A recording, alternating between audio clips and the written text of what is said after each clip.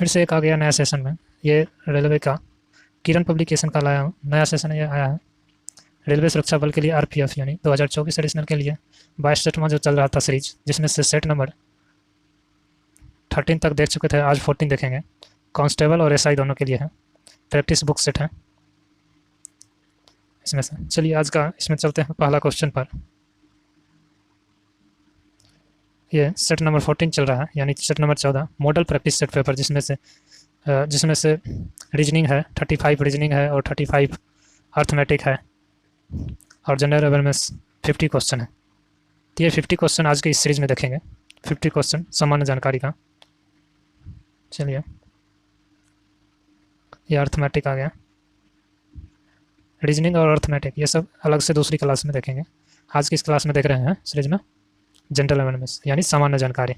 उसका पहला क्वेश्चन कहता है भारतीय संविधान के अनुसार डैश को छोड़कर सभी मौलिक अधिकार है। पहला है शोषण के विरुद्ध अधिकार, संपत्ति का अधिकार, समानता का अधिकार, स्वतंत्रता का अधिकार। तो इसमें से कौन सा कहता है मौलिक अधिकार नहीं है, यानी मौलिक अधिकार संविधान के अनुसार किसको छोड़कर सभी मौलिक अधिकार है। तो इसमें से देखिए मौलिक अधिकार ये भी है, ये भी है मौलिक अधिकार, सॉरी ये नहीं मौलिक अधिकार है, समानता है, स्वतंत्रता है, शोषण है। ये संपत्ति के आधार जो है यही नहीं है मौलिक अधिकार। वो पहले था इसमें मौलिक अधिकार में संपत्ति का अधिकार, लेकिन वर्तमान में इसे हटा दिया गया। संपत्ति का अधिकार 1978 में किया गया, जो 44 संविधान संशोधन के बाद मौलिक अधिकार को बाहर कर दिया गया। इसे अनुच्छेद 300 का ए में रखा गया है, संवैधानिक आधार अधिकार दिया गया। मौलिक अधिकार से हटाकर 300 ए में संवैधानिक अधिकार दिया गया। अनुच्छेद 300 ए में राज्य को किसी व्यक्ति को उसकी निजी संपत्ति से वंचित करने के लिए उचित प्रक्रिया के कानून अधिकार का पालन करने का आवश्यकता होती है। चलिए समझ गए। अगला क्वेश्चन देखते हैं। अगला क्वेश्चन है किसी विद्युत सर्किट के दो बिंदु मध्य एक इकाई आवेश के स्थानांतरण में हुआ कार्य डैश कहलाता है। विभवांतर, धारा, शक्ति या प्रतिरोध। तो इसका क्या हो जाएगा सही आंसर? सही आंसर हो जाएगा ये विभवांतर, ऑप्शन नंबर 1 विभवांतर हो जाएगा सही आंसर। विभवांतर विद्युत परिपथ में दो बिंदु के मध्य विद्युत विभव को बाह्य कारक के द्वारा एक बिंदु से दूसरे बिंदु तक गति करने वाले इकाई आवेश में किए गए कार्य का मात्रक के रूप में परिभाषित किया जाता है। विभव अंतर को वोल्ट मीटर द्वारा मापा जाता है। वोल्ट मीटर के दो टर्मिनल सदैव बिंदु जिनके विभव को मापा जाना है के आर पार समांतर होते हैं। चलिए अगला प्रश्न देखते हैं। अगला प्रश्न है नियंत्रित मुद्रास्फीति की मध्य श्रेणी क्या कहलाता है? ऑप्शन है प्रत्यावस्थिति या मुद्रास्फीति जनित मंदी, अति मुद्रास्फीति या अस्वीफीति। तो इसका क्या हो जाएगा सही आंसर? क्या हो जाएगा इसका सही आंसर? हो जाएगा ऑप्शन नंबर 1, ऑप्शन नंबर 1 प्रत्येकवस्थिति। चलिए अगला प्रश्न है भारत में तीसरी ऋण मूल्यांकन संस्था रेटिंग एजेंसी CARE का संक्षिप्त रूप क्या है? असंक्षिप्त रूप क्या है? क्या कहता है? असंक्षिप्त रूप पूछता है। तो ऑप्शन है credit analysis and rating enterprise या क्रेडिट एजेंसी ऑफ रेटिंग एक्टिविटो या credit agency of rater enterprise या क्रेडिट एनालिसिस एंड रिसर्च। तो इसका क्या हो जाएगा सही ऑप्शन? क्या हो जाएगा सही ऑप्शन? इसका हो जाएगा option number 4, option number 4 credit analysis of research. इसमें इसने अप्रैल 1993 में अपना परिचालन शुरू किया था। चलिए अगला प्रश्न देखते हैं। अगला प्रश्न है राजस्व क्या व्यय तथा राजस्व आय का अंतर क्या कहलाता है? ऑप्शन है राजस्व कुल व्यय, राजस्व घाटा या कुल राजस्व। तो इसका सही क्या आंसर हो जाएगा? सही आंसर हो जाएगा ऑप्शन नंबर 3, ऑप्शन नंबर 3 हो जाएगा राजस्व घाटा। चलिए अगला प्रश्न देखते हैं। अगला प्रश्न मर्कसवाद का मुख्य उद्देश्य क्या है? ऑप्शन है तानाशाही या राजवहिनी समाज या शक्तिशाली केंद्र की स्थापना करना या कमजोर वर्ग की सुरक्षा करना। इसका क्या हो गया तत्पर? और इसका हो जाएगा ऑप्शन नंबर 2, ऑप्शन नंबर राजवहिनी समाज। राजवहिनी समाज क्या करता है, जो श्रम उत्पादकता और आर्थिक विकास पर पूंजीवाद के प्रभाव की जांच करता है। समझ गए। चलिए अगला प्रश्न है, डैश सरकार में हर वयस्क नागरिक का एक मत देना होना चाहिए था तथा मत का एक समान मूल्य होना चाहिए। कौन सा होगा ऑप्शन नंबर इसका, लोकतांत्रिक या निरंकुश या राजतांत्रिकवादी या अधिकारवादी। तो इसका सही आंसर क्या आ जाएगा, लोकतांत्रिकवादी, जो कि भारत में फिलहाल में लोकतांत्रिक ही चल रहा है। Option number 1। चलिए ऑप्शन नंबर अगला चलते प्रश्न। अगला प्रश्न है, निम्नलिखित में से किसने वितरण न्याय का सिद्धांत दिया था। ऑप्शन है अरस्तु ने, प्लूटो ने, हेगल्स ने, रीची ने। तो इसका सही आंसर क्या हो जाएगा, इसका सही आंसर हो जाएगा ऑप्शन नंबर 1, अरस्तु ने दिया था। Option number 1। चलिए अगला प्रश्न है, भारत के उपराष्ट्रपति देश के पदेन अध्यक्ष भी हैं। ऑप्शन है लोकसभा, राज्यसभा, संसद या संघ लोक सेवा आयोग। तो इसका सही आंसर क्या हो जाएगा, ऑप्शन नंबर 2, लोकसभा। लोकसभा संविधान अनुच्छेद 64 में कहा गया है कि उपराष्ट्रपति राज्य की परिभाषित के पदेन अध्यक्ष होंगे और लाभ का कोई अन्य पद धारण नहीं करेंगे। वह एक निर्वाचक मंडल द्वारा निर्वाचित होंगे जिसमें दोनों सदन के सदस्य शामिल हैं। उनके कार्य और शक्ति के अध्यक्ष के समान है, हालांकि वह सदन के किसी सदस्य नहीं, यानी दोनों सदन के सदस्य नहीं रहता है, फिर भी अध्यक्ष होता है। जबकि जानते हैं कि लोकसभा का अध्यक्ष होता है उसी सदन का सदस्य कोई एक बनता है। चलिए अगला प्रश्न है, राज्य में राज्यसभा के लिए अधिकतम कितनी सीटें निर्धारित हैं। ऑप्शन है 245, 252, 260 या 250। तो इसका ऑप्शन क्या हो जाएगा, option number 4। Option number 4, Rajya Sabha की सदस्यता संविधान द्वारा अधिकतम 250 सदस्य तक सीमित है। वर्तमान नियमों में 245 सदस्यों के लिए प्रावधान है। सदन के अधिकांश सदस्य अप्रत्यक्ष रूप से एकल हस्तांतरणीय मतों का उपयोग करते हुए राज्य और क्षेत्रीय विधायकों द्वारा निर्वाचित होते हैं, जबकि राष्ट्रपति कला, साहित्य, विज्ञान और सामाजिक सेवा में उनके उत्कृष्ट योगदान के लिए 12 सदस्यों को नामित कर सकते हैं। 12 सदस्य जो होते हैं वो मनोनीत कर सकते हैं राष्ट्रपति। चलिए अगला प्रश्न कहता है, भारत में किसी राज्य के मुख्यमंत्री को निम्नलिखित में से कौन नियुक्त करता है। ऑप्शन है भारत के राष्ट्रपति, भारत राज्य के राज्यपाल, उच्च न्यायालय के न्यायाधीश, भारत के महान्यायवादी। तो इसका क्या हो जाएगा सही ऑप्शन, ऑप्शन नंबर 2 हो जाएगा। ये राज्यपाल जो होते हैं वही निर्वाचित करते हैं मुख्यमंत्री का, और भारत में प्रधानमंत्री का कौन निर्वाचन करता है, तो ये राष्ट्रपति करता है। भारत में राष्ट्रपति और राज्य में राज्यपाल दोनों समान कार्य करते हैं। जिसका संविधान के अनुसार राज्यपाल द्वारा मुख्यमंत्री नियुक्त किया जाता है। क्या राज्यपाल आमतौर पर सरकार बनाने के लिए बहुसंघीय सीटों के साथ पार्टी या गठबंधन को आमंत्रित करते हैं। जिसके पास ज़्यादा बहुमत होते हैं उन्हें ही आमंत्रित किया जाता है सरकार बनाने के लिए। राज्यपाल मुख्यमंत्री को नियुक्त करता है और पद की शपथ दिलाता है, जिनका मंत्रिमंडल समूह रूप से विधानसभा के लिए जिम्मेदार है। चलिए अगला प्रश्न है, अंडमान और निकोबार द्वीप समूह का उच्च न्यायालय भारत के किस राज्य में स्थित है। ऑप्शन है तमिलनाडु, पश्चिम बंगाल, आंध्र प्रदेश या कर्नाटक। तो इसका सही आंसर क्या हो जाएगा, ऑप्शन नंबर 2, पश्चिम बंगाल में स्थित है। कोलकाता उच्च न्यायालय न्याय क्षेत्र के विस्तार अधिनियम 1953 के अंतर्गत पश्चिम बंगाल राज्य और केंद्र शासित प्रदेश अंडमान निकोबार द्वीप समूह कोलकाता उच्च न्यायालय के अधिकार क्षेत्र में है। इसका अंडमान और निकोबार द्वीप समूह की राजधानी पोर्ट ब्लेयर में सर्किट बेंच है। चलिए अगला प्रश्न रखते हैं। अगला प्रश्न है, भारतीय नागरिकता निम्नलिखित में से किन तरीकों से प्राप्त की जा सकती है। ऑप्शन है 3, 4, 5 या 6। तो इसका क्या ऑप्शन हो जाएगा, ऑप्शन नंबर 3, 5 तरीकों से संविधान में। तब ये भारतीय नागरिकता अधिनियम 1955 के अनुसार नागरिकता प्राप्त करने का आधार है 5। पहला कौन है, जन्म से, वंश के आधार पर, दूसरा देशीकरण के आधार पर, या पंजीकरण के द्वारा, या भूमि विस्तार के द्वारा। 5 प्रक्रिया से नागरिकता प्राप्त कर सकते हैं। चलिए 1955 के द्वारा अधिनियम। अगला प्रश्न, निम्नलिखित में से कौन सा वेद वेदयत्री का भाग नहीं है? ऋग्वेद ऑप्शन है, ऋग्वेद, यजुर्वेद, सामवेद, अथर्ववेद। तो इसका क्या हो जाएगा? सही आंसर हो जाएगा इसका option number 4। Option number 4 Rigveda. Rig, Yajur और सामवेद को वेदयत्री वेद 3 गुना ज्ञान यानी के रूप में जाना जाता है। भजन, जादू, मंत्र और मंत्रों का एक चौथा संग्रह अथर्ववेद अग्नि पुजारी का ज्ञान के रूप में जाना जाता है, जिसमें विभिन्न स्थानीय परंपराएं शामिल हैं और कुछ हद तक वैदिक यज्ञ से बाहर हैं। तो ऑप्शन नंबर क्या आ जाएगा? अथर्ववेद।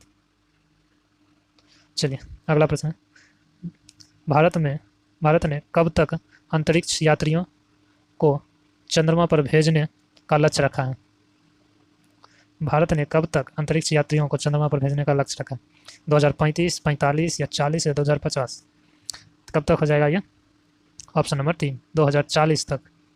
ऑप्शन नंबर 3 भारत के प्रधानमंत्री ने 2040 तक चंद्रमा पर अंतरिक्ष यात्री भेजने और 2035 तक एक अंतरिक्ष स्टेशन स्थापित करने का नया महत्वाकांक्षी लक्ष्य निर्धारित किया है। पीएम मोदी ने वैज्ञानिकों से शुक्र और मंगल ग्रह पर मिशन पर काम करने को भी कहा है। संयुक्त राज्य अमेरिका एकमात्र ऐसा देश है जिसने चंद्रमा पर सफलतापूर्वक मानव को उतारा था अभी तक। चलिए अगला प्रश्न, सिंधु घाटी सभ्यता में लोथल जो निम्नलिखित में से किसके लिए प्रसिद्ध था?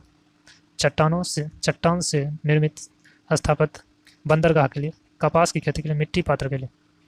सिंधु घाटी लोथस किसके लिए था? तो इसका ऑप्शन आ जाएगा, लोथस जो था ये बंदरगाह के लिए। ऑप्शन नंबर 2 यहाँ पे व्यापार होता था। हड़प्पा बंदरगाह और एक प्रमुख व्यापार केंद्र था जो 2400 और 1900 ईसा पूर्व के बीच विकसित हुआ था। इसकी बड़ी गोदी का आकार 122 फीट इंटू 73 फीट है, जो इसे अद्वितीय बनाती है। गुजरात में खंभाट की खाड़ी में साबरमती की एक सहायक भोगवा नदी के किनारे स्थित लोथस सिंधु घाटी सभ्यता का एकमात्र बंदरगाह था। कहाँ है? गुजरात में साबरमती नदी के सहायक नदी है एक, भोगवा नदी, उसी के किनारे था स्थित लोथस सिंधु घाटी, हड़प्पा। चलिए अगला प्रश्न है, निम्नलिखित में से किसने सांची के स्तूप का निर्माण करवाया था? किसने करवाया था सांची का निर्माण? चलिए ऑप्शन क्या है इसका? ऑप्शन है अशोक, गौतम बुद्ध, चोल या पल्लव वंश। तो इसका सही आंसर हो जाएगा ऑप्शन नंबर 1, ये अशोक ने करवाया था। पुराना पत्थर और संचारना से में से एक सांची का महान स्तूप मूल रूप से 3री शताब्दी ईसा पूर्व में मौर्य सम्राट अशोक द्वारा निर्माण करवाया गया था। 12.28 16.46 मीटर यानी 54 फीट की ऊंचाई वाले इस विशाल अर्धगोल गुंबद में एक केंद्रीय कक्ष है जहां भगवान बुद्ध के अवशेष रखे गए हैं। चलिए अगला प्रश्न है, लॉर्ड मैकाले साधारणता भारत में डैश लाने से संबंधित। ऑप्शन है सेना में एकता, आर्थिक सुधार, अंग्रेजी शिक्षा या आधुनिक शिक्षा। मैकाले किसके लिए है? तो इसका सही ऑप्शन क्या हो जाएगा? सही ऑप्शन हो जाएगा ऑप्शन नंबर 3, अंग्रेजी शिक्षा। मैकाले क्या था? इसी पर क्या कहता है, इसी के समय मैकाले के अनुशंसा पर अंग्रेज को शिक्षा का माध्यम बनाया गया। मैकाले के अध्यक्षता वाले लॉ कमीशन विधि आयोग ने कानूनों के कोडीकरण का प्रयास किया। चलिए ये कब किया गया? 1835 में। 1835 में करवाया गया। चलिए अगला प्रश्न है, निम्नलिखित में से कौन सा युग्म सही नहीं है? पूछ रहा है कौन सा सही नहीं। 0 डिग्री रेखांक प्रधान मध्य रेखा या 0 डिग्री भूमध्य रेखा, 0 डिग्री अक्षांश भूमध्य रेखा, 27 डिग्री उत्तर कर्क रेखा। तो इसका सही ऑप्शन क्या आ जाएगा? ऑप्शन नंबर ये 2 जो होगा यह सही नहीं है। पृथ्वी की सतह पर भूमध्य रेखा एक काल्पनिक रेखा है। उत्तरी और दक्षिणी ध्रुव के समान दूरी वाला यह एक पृथ्वी को उत्तरी और दक्षिणी गोलार्धों में विभाजित करता है ठीक। पृथ्वी के भूमध्य रेखा के अक्षांश परिभाषा के अनुसार 0 डिग्री 0 डिग्री यानी वृत्तांत है। भूमध्य रेखा पृथ्वी पर अक्षांश के 5 प्रमुख मंडलों में से एक है। अन्य 4 है उत्तर ध्रुवीय वृत्त, दक्षिणी ध्रुवीय वृत्त, कर्क रेखा और मकर रेखा। चलिए अगला प्रश्न है।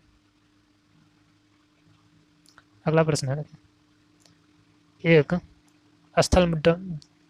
स्थल डमरू मध्य स्थामस क्या है?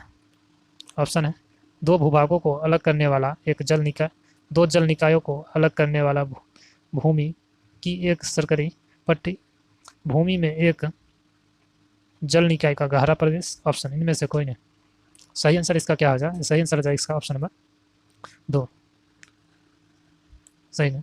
भूमि की संकरिक पट्टी जो 2 व्यापक भूभागों को जोड़ती है। स्थलडमरू मध्य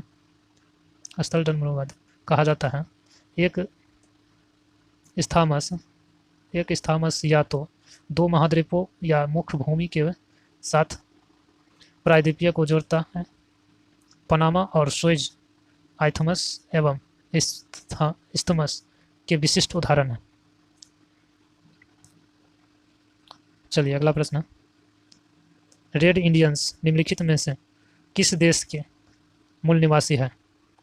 रेड इंडियन किस देश के मूल निवासी है? तो इसका सही आंसर हो जाएगा ऑप्शन नंबर क्या हो जाएगा? भारत, पाकिस्तान, उत्तरी अमेरिका या पश्चिम अफ्रीका। क्या हो जाएगा सही आंसर? सही आंसर हो जाएगा इसका ऑप्शन नंबर 3। ऑप्शन नंबर 3 हो जाएगा उत्तरी अमेरिका। चलिए अगला प्रश्न देखते हैं। भारतीय मानक समय रेखा तथा ग्रीनविच मध्य समय के बीच समय का अंतर कितना है? ऑप्शन है 7 घंटा 30 मिनट, 6 घंटा 30 मिनट, 5 घंटा 30 मिनट, 4 घंटा 30 मिनट। सही क्या हो जाएगा इसका ऑप्शन? सही आंसर हो जाएगा इसका ऑप्शन नंबर 3, 5.5 घंटा। 5 घंटा 30 मिनट अंतर है ग्रीनविच से भारत का समय मानक रेखा, जो कि उत्तर पूर्व से मिर्ज़ापुर, इलाहाबाद के मिर्ज़ापुर से होकर गुजरता है भारत का समय मानक समय रेखा। चलिए अगला प्रश्न। कौन सा देश अपतटीय जहाज से इलेक्ट्रोमैग्नेटिक रेलगन को सफलतापूर्वक लॉन्च करने वाला दुनिया का पहला देश बना? ऑप्शन है साउथ कोरिया, जापान, जर्मनी या चीन। तो इसका सही ऑप्शन क्या हो जाएगा? ऑप्शन नंबर 2 जापान हो जाएगा। जापान समुद्री बल ने समुद्री रेल प्रौद्योगिकी में अग्रणी के रूप में स्वयं को स्थापित करते हुए एक अपतटीय प्लेटफॉर्म के माध्यम कैलिबर समुद्री विद्युत चुंबकीय रेलगन का सफलतापूर्वक परीक्षण किया है। चलिए सही ऑप्शन क्या हो जाएगा? जापान। चलिए अगला प्रश्न देखते हैं। अगला प्रश्न है निम्नलिखित में से कौन सी दवा मांसपेशियों में दर्द से राहत दिलाने के लिए उपयोग किया जाता है?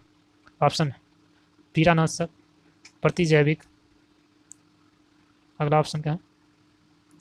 रोगाणुरोधक या विनाशक औषधि। तो इसका सही आंसर क्या हो जाएगा?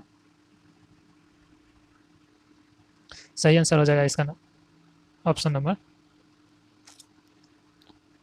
1 पीड़ानाशक। मांसपेशियों में दर्द से राहत दिलाने के लिए किया जाता है पीड़ानाशक। चलिए अगला प्रश्न है निम्नलिखित में से कौन सा प्रोटीन बल में पाया जाता है? पूछ रहा बल में कौन सा प्रोटीन पाया जाता है? हिस्टोन, केराटिन, इलास्टिन या एक्टिन। क्या आ जाएगा? सही आंसर क्या आ जाएगा? Option number keratin. Option number 2 हो जाएगा केराटिन। केराटिन तंतुमय संचारात्मक प्रोटीन परिवार का एक सदस्य है जो बल, सींग, पंजे, खुरों और मानव त्वचा की बाहरी परत बनाने वाली प्रमुख संरचनात्मक सामग्री है। केराटिन भी प्रोटीन है जो क्षति या तनाव से उपकला कोशिका की सुरक्षा करता है। कुछ केराटिन्स प्रमुख सेलुलर गतिविधियों को विनियमित भी करते हैं, जैसे कोशिका विकास और प्रोटीन संश्लेषण। चलिए अगला प्रश्न है, निम्नलिखित में से कौन सा द्विबीजपत्री का उदाहरण है? ऑप्शन है धान, गेहूं, दालें, मक्का। इसका सही आंसर क्या आ जाएगा? ऑप्शन नंबर 3, दालें। चलिए अगला प्रश्न है, एक कोशिका के केंद्रक में कौन सा द्रव होता है? कोशिका द्रव, जब जीव द्रव, या न्यूक्लियो को प्लाज्मा, या न्यूक्लियोसोम। तो इसका सही आंसर क्या आ जाएगा? ऑप्शन नंबर 3, न्यूक्लियो को प्लाज्मा। चलिए अगला प्रश्न, निम्नलिखित में से कौन सा एक संक्रामक रोग है? ऑप्शन है मलेरिया, क्षय रोग, या चेचक। तो इसका सही क्या आंसर हो जाएगा? ऑप्शन नंबर 3 हो जाएगा। 1 और 3 दोनों, ये दोनों जो है ये दोनों संक्रामक रोग है, मलेरिया और चेचक। चलिए अगला प्रश्न है, कॉफ़ी पाउडर में मिलाया जाने वाला चिकोरी पाउडर पेड़ के किस हिस्से से प्राप्त होता है? तना, फल, फूल, या जड़। तो इसका सही आंसर क्या आ जाएगा? ऑप्शन नंबर 4, जड़ से प्राप्त होता है। चिकोरी पाउडर चिकोरी प्लांट डिथोरियम एंटिवस की जड़ से बनता है। चलिए अगला प्रश्न देखते हैं। अगला प्रश्न कहता है मिलान कीजिए। तो मिलान करने कहता है आवृत्ति हो जाएगा, आवृत्ति का हो जाएगा हार्ट्रस, हर्ट्ज हो जाएगा आवृत्ति हर्ट्ज, और बल हो जाएगा न्यूटन, और प्रतिरोध हो जाएगा ओहम। इसके अनुसार सही ऑप्शन हो जाएगा ऑप्शन नंबर 1 हो जाएगा सही आंसर। चलिए अगला प्रश्न, खाद्य ऊर्जा को किस इकाई में माप सकते हैं? ऑप्शन है केल्विन, जूल, या कैलोरी, या सेल्सियस। इसका सही आंसर क्या आ जाएगा? Option number 3, calorie. अगला प्रश्न है, दो निकटस्थ वस्तुओं में भेद करने की क्षमता को डैश कहते हैं? ऑप्शन है विभेदन क्षमता, वीडियो क्षमता, अंतर करने की क्षमता, या अवधारक क्षमता। इसका सही आंसर क्या आ जाएगा? ऑप्शन नंबर 1 हो जाएगा विभेदन क्षमता।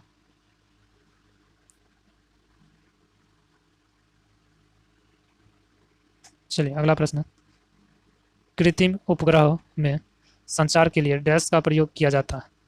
ऑप्शन है अवरक्त तरंगें, रेडियो तरंगें, या पराबैंगनी यूवी किरणें, या आयाम अधिमिश्रण एएम तरंगें। तो इसका सही ऑप्शन क्या हो जाएगा? ऑप्शन नंबर 2 हो जाएगा रेडियो तरंगें, हो जाएगा।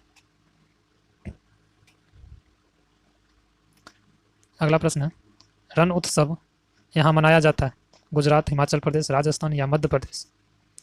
इसका हो जाएगा गुजरात, ऑप्शन नंबर 1 गुजरात। रण उत्सव गुजरात के कच्छ की संस्कृत, आमोद प्रमोद और जीवन का उत्सव है।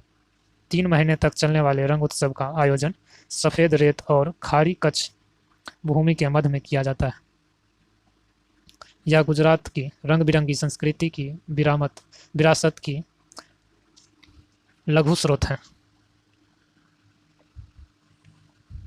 चलिए अगला प्रश्न है, अंतर्राष्ट्रीय मुद्रा कोष के अनुसार वैश्विक आर्थिक विकास में भारत की हिस्सेदारी 5 वर्षों में कितने प्रतिशत अंक बढ़ जाएगी? ऑप्शन है 2, 4, 6, या 8। कितना प्रतिशत होगा? इसका 2%, option number 1 right answer, option number 1।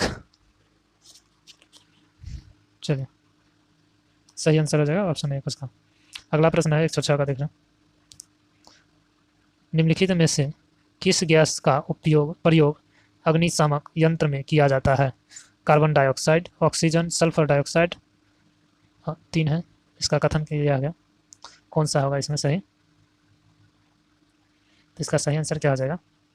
ये जो है ऑप्शन नंबर 1 कार्बन डाइऑक्साइड, इसका प्रयोग किया जाता है। Carbon dioxide. अग्निशामक या आग बुझाने के लिए अग्निशामक यंत्रों का प्रयोग किया जाता है। उपयोग के आधार पर इनमें विभिन्न रसायनों और गैसों का प्रयोग किया जाता है। अधिकांश घरेलू अग्निशामकों के द्रव कार्बन डाइऑक्साइड को एक बेलन में दाब के अंदर रखा जाता है, तब इसकी हैंडल को दबाया जाता है तो कार्बन डाइऑक्साइड मुक्त होती है, जो दहन पर एक घेराव बनाकर ऑक्सीजन का संपर्क रोक देती है और इस प्रकार आग बुझ जाती है। शुष्क अग्निशामकों में CO2 उत्पन्न करने वाले पाउडरों का प्रयोग किया जाता है। चलिए ऑप्शन है, अगला प्रश्न है, निम्नलिखित में से किसका उपयोग परमाणु भट्ठी रिएक्टर में शीतलक की तरह प्रयोग किया जाता है? ऑप्शन है जल, यूरेनियम, ग्रेफाइट या बेरॉन। तो इसका सही ऑप्शन क्या आ जाएगा? ऑप्शन नंबर 1, जल का प्रयोग किया जाता है। चलिए अगला प्रश्न है, निम्नलिखित में से कौन सी धातु सबसे अधिक भारी है? लोहा, चांदी, निकेल या ऑस्मियस। इसका सही ऑप्शन क्या आ जाएगा? ऑप्शन नंबर 1, यह धातु सबसे अधिक भारी होता है, ऑस्मियस। इरिडियम और ऑस्मियस के घनत्व मापने से संकेत मिलता है कि ऑस्मियस इरिडियम की तुलना में थोड़ा अधिक घना है, इसीलिए ऑस्मियस को आमतौर पर सबसे अधिक भारी ज्ञात तत्व माना जाता है। इसका घनत्व 2.59 ग्राम पर सेंटीमीटर क्यूब है। चलिए अगला प्रश्न है, वर्ष 2022 के प्रतिष्ठित 32वें सरस्वती सम्मान से किसे सम्मानित किया गया है? ऑप्शन है मुक्त श्रीनिवास, जानकी विश्वनाथ, शिव शंकरी या अनुराधा रामानंद। तो इसका सही ऑप्शन क्या हो जाएगा? Option number Shiv Shankari. 12 October को प्रसिद्ध लोक लेखक के कार्यकर्ता शिव शंकरी को दिल्ली के राष्ट्रीय संग्रहालय में वर्ष 2022 के प्रतिष्ठित सरस्वती सम्मान से सम्मानित किया गया। चलिए अगला प्रश्न है, निम्नलिखित में से कौन एक कृत्रिम परितंत्र है?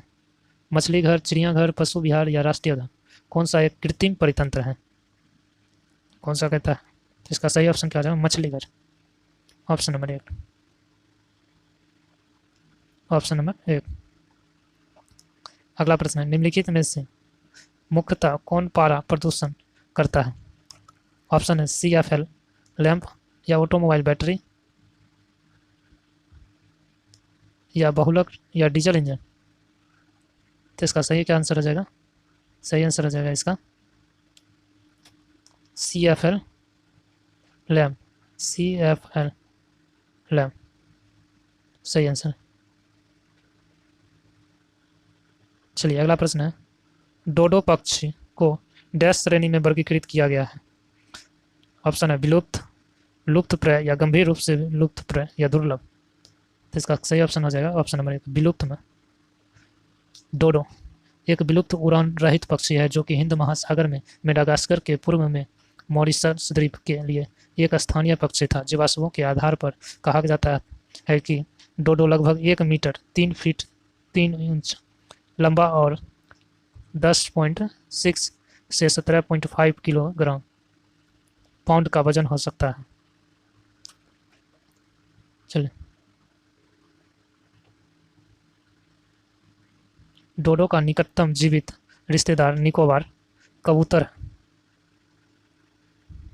अगला प्रश्न है, निम्नलिखित में से किन दो शहरों के बीच राष्ट्रीय क्षेत्रीय संयुक्ता योजना के तहत सबसे पहले उड़ान UDAN विमान को झंडी दिखाई गई है? क्या आ जाएगा इसका ऑप्शन? गुंटूर चेन्नई या शिमला हैदराबाद, चंदेर मुंबई या करप्पा चेन्नई। तो सही आंसर इसका हो जाएगा ऑप्शन नंबर 2, शिमला हैदराबाद।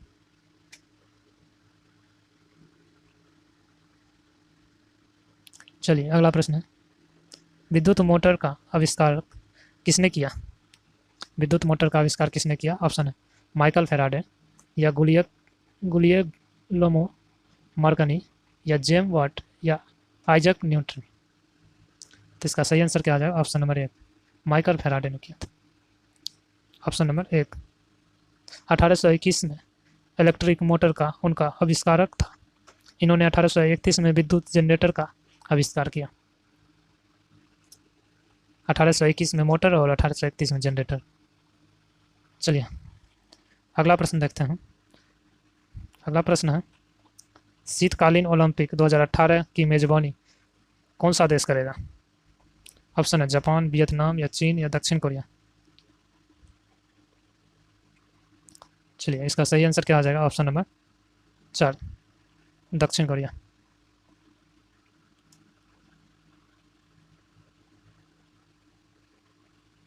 चलिए अगला प्रश्न है, कहता है मिलान करने कहता है, तो मिलान करने में जाएगा। देखिए एक का क्या है, गीजा की विशाल पिरामिड, ये मिस्र में हो जाएगा गीजा का। और चीन की विशाल दीवार चीन में हो जाएगा, चीन की विशाल दीवार चीन में। और कोलोजियम का हो जाएगा इटली। और चीचेन इडोजन मॉस्को। इसके आधार पर सही आंसर हो जाएगा ऑप्शन नंबर 2 हो जाएगा। चलिए अगला प्रश्न है, जिस रासायनिक अभिक्रिया से ऊष्मा निकलती है उसे डैश अभिक्रिया कहा जाता है। ऑप्शन है ऊष्माक्षेपी, संयोजी या ऊष्माशोषी या अपघटक। तो इसका सही आंसर क्या आ जाएगा? Option number 1, ऊष्माक्षेपी। अगला प्रश्न है, मातोश्री पुस्तक किस लोकसभा के अध्यक्ष द्वारा लिखी गई? सुमित्रा महाजन, मीरा कुमार, सोमनाथ चटर्जी या मनोहर जोशी। इसका सही आंसर क्या आ जाएगा? ऑप्शन नंबर 1, सुमित्रा महाजन के द्वारा लिखा गया। 2017 में प्रधानमंत्री नरेंद्र मोदी द्वारा इसे जारी किया गया था। चलिए अगला प्रश्न है, भारत का उच्चतम न्यायालय इस दिन अस्तित्व में आया था? किस दिन अस्तित्व में आया था? तो इसका ऑप्शन है क्या 26 जनवरी 1950, 28 जनवरी 1950, 15 अगस्त 1949 या 26 नवंबर 1949। इसका सही आंसर हो जाएगा ऑप्शन नंबर 2 हो जाएगा ऑप्शन नंबर 2, 28 जनवरी 1950। 28 जनवरी 1950 को अस्तित्व में आया था भारतीय सर्वोच्च न्यायालय। सर्वोच्च न्यायालय ने फेडरल कोर्ट ऑफ इंडिया, जिसकी स्थापना 1 अक्टूबर 1937 में को की गई थी, और judicial committee of privy council का स्थापना ग्रहण किया। ये दोनों कोर्ट उन समय भारतीय न्याय प्रणाली के शीर्ष स्तंभ थे। चलिए अगला प्रश्न, अगला और लास्ट प्रश्न है। चलिए भारत में पैरा एशियन गेम 2023 में कितने पदक जीता? 121, 131, 111, 110, 101। इसका सही आंसर हो जाएगा ऑप्शन नंबर 3, 111 पदक जीता है। चलिए आज का इस सेशन का ये लास्ट प्रश्न था। हम लोगों ने 50 सामान्य जानकारी का प्रश्न आंसर हल देख लिया है। कैसा लगा वीडियो आप कमेंट बॉक्स में जरूर कीजिएगा आंसर। और आज के लिए इतना है। अगर आप इस वीडियो पर नए हैं तो चैनल को सब्सक्राइब कर दीजिए, ताकि आपको नोटिफिकेशन ऑन कर दीजिएगा, ताकि जब भी वीडियो अपलोड हो तो सबसे पहले आप तक पहुँचे और आपकी तैयारी में कोई बाधा ना हो पाए। किरण पब्लिकेशन का ये आरपीएफ के लिए है और इसमें बहुत ही कारगर होता है आरपीएफ का इसका किरण पब्लिकेशन का प्रैक्टिस बुक। चलिए मिलते हैं नेक्स्ट सेशन में।